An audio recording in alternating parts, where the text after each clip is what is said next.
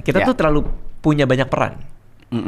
Lo harus jadi suami, lo harus jadi bapak, kadang lo harus jadi pengajar buat anak lo.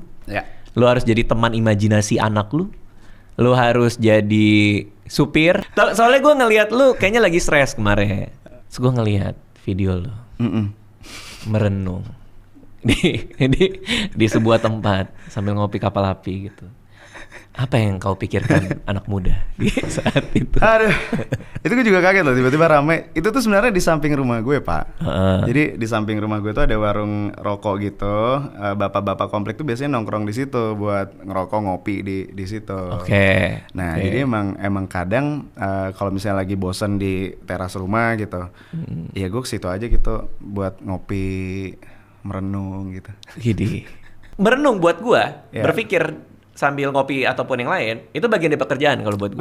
Oke. Lu juga kayak gitu memang? Sampai lo... Gue ngerasa itu salah satu kebutuhan orang-orang normal semuanya ya.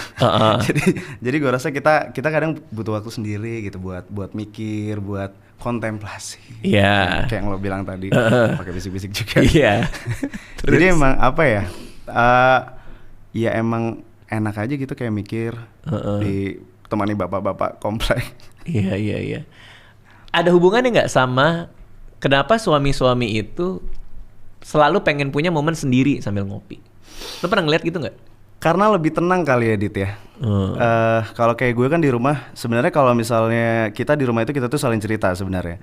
Cuman kan kadang ada ada hal-hal yang kadang mungkin kita belum bisa cerita dulu, kita butuh waktu dulu buat sampai cerita, atau kadang-kadang yang nggak perlu diceritain. Sebagai bapak dan sebagai suami gitu kan, kayak gue ngerasa kayak emang ada momennya emang kita perlu sendiri aja gitu, termenung, memikirkan hal-hal gitu. Kadang itu kita sebagai pasangan, kita tuh terlalu punya banyak peran.